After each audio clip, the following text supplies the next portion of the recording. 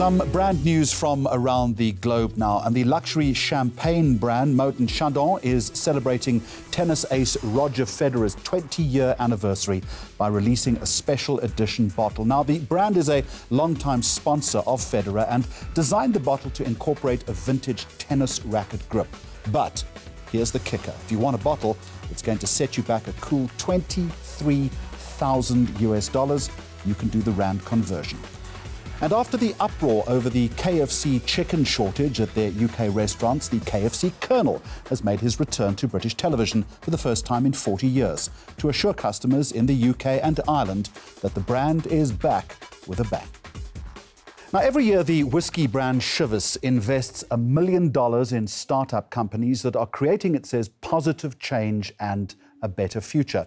This year's winner is a London-based company called Change Please, and it essentially takes homeless people off the streets and trains them to be baristas. Locally, entrepreneur Clement Mokwanene's vehicle energy harvesting system coming out tops, but sadly, he didn't make it through to the global finals in Amsterdam. Shelley Reeves is the marketing manager at Chivas in South Africa and joins us now in Cape Town. Shelley, a very warm welcome to you. Before we talk about the competition itself, just remind me what the thinking is behind it. Why would it be necessary for Chivas to insert itself into this particular initiative? For us, definitely, I think the way forward in marketing has become more and more about consumers wanting to know what brands are doing to help improve, whether it be environmental issues or social issues. Previously, for marketers, it was very simple. You found a name to put on the brand, you got the energy, you got the influential side of it. Now consumers are a bit more savvy and they're wanting to know, why should I buy this product? Why should I invest my money in this product? What are you doing for the world to improve it? And Alex Ricard, our CEO, he came up with this venture idea. It's been an absolute mind-blowing, wonderful experience. It started in 2012. The difference with it is that it has to be profit-bearing as well. So it's not just a CSI initiative. It really is profit and purpose meeting together. And what happens is each year we get a finalist who goes through to the finals, and Alex Ricard sits on the panel this year with will.i.am in Amsterdam, and the top 5 are then chosen and the winner goes through and gets investment. Shelley, I can understand why it's good for the brand, but fundamentally you are a business. Does it also help you sell whiskey? It does. As I said, consumers are looking for brands that have more behind their name. They're looking for brands that are not just selling a name or a status. They're looking for brands who are giving back.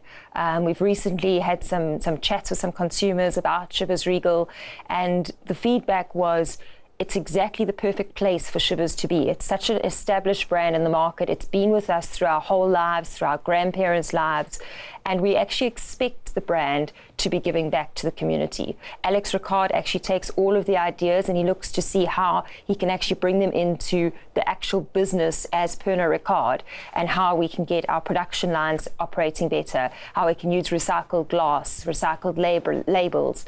So it really has a broader effect than just helping getting small businesses up and going. How much of this is dependent on the good idea and the criteria that you've just outlined, or is it simply the ability of the entrepreneur to present well on the night?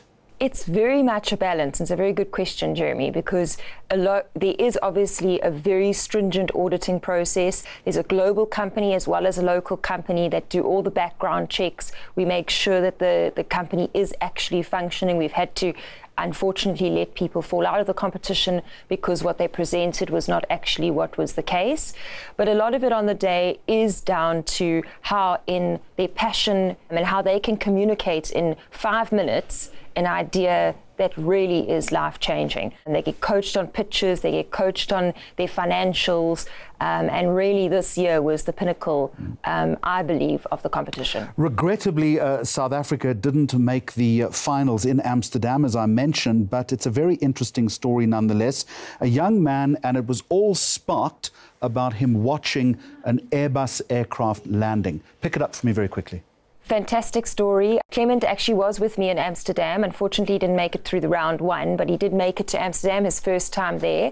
His idea was amazing. Basically, a farm boy from the Free State was watching a plane landing one day and thought that what a waste of energy that the plane is landing and the pressure landing on the runway. He's created a prototype that basically takes kinetic energy from traffic, so it can be from railways, from roads, from car traffic, high traffic areas, and the turbine actually converts the energy, the kinetic energy, into reusable energy that we can use for electricity and powering anything that needs electricity in South Africa.